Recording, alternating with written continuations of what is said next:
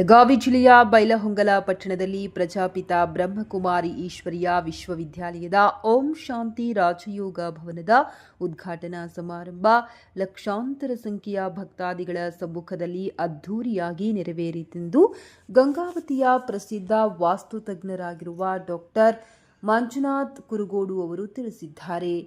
ಈ ಕಾರ್ಯಕ್ರಮದಲ್ಲಿ ಗಂಗಾವತಿಯ ಪ್ರಜಾಪಿತ ಬ್ರಹ್ಮಕುಮಾರಿ ಈಶ್ವರೀಯ ವಿಶ್ವವಿದ್ಯಾಲಯದ ಶಿಡ್ಲಘಟ್ಟಿ ಚೆನ್ನಪ್ಪ ಪಂಪಾನಗರ ಶ್ರೀಮತಿ ಅಂಬರಮ್ಮ, ಶ್ರೀಮತಿ ಸುಶೀಲಮ್ಮ, ಶ್ರೀಮತಿ ಲತಾ, ಶ್ರೀಮತಿ ಯಲ್ಲಮ್ಮ ಹಾಗೂ ಗಂಗಾವತಿಯಿಂದ ನೂರಾರು ಸಂಖ್ಯೆಯ ನಾಗರಿಕರು ಮತ್ತು ಭಕ್ತಾದಿಗಳು ಭಾಗವಹಿಸಿದ್ದರು ಎಂದು ವಾಸ್ತುತಜ್ಞ ಡಾಕ್ಟರ್ ಮಂಜುನಾಥ್ ಕುರುಗೋಡು ಅವರು ತಿಳಿಸಿದ್ದಾರೆ.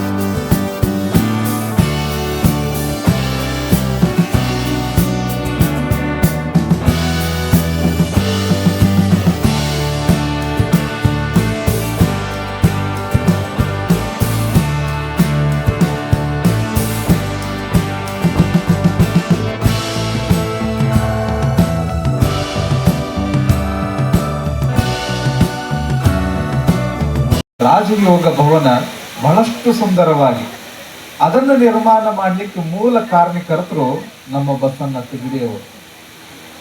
ಎಲ್ಲದ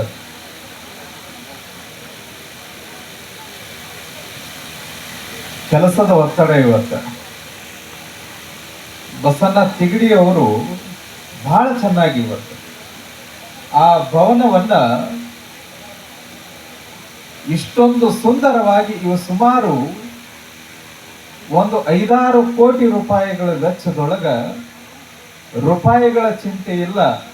ನನ್ನದೊಂದು ಆಧ್ಯಾತ್ಮದ ಕೇಂದ್ರಕ್ಕೆ ನಾನೇ ಸಂಪೂರ್ಣವಾಗಿ ಸಮರ್ಪಿತಗೊಂಡಿದ್ದೀನಲ್ಲ, ಅದಕ್ಕೆ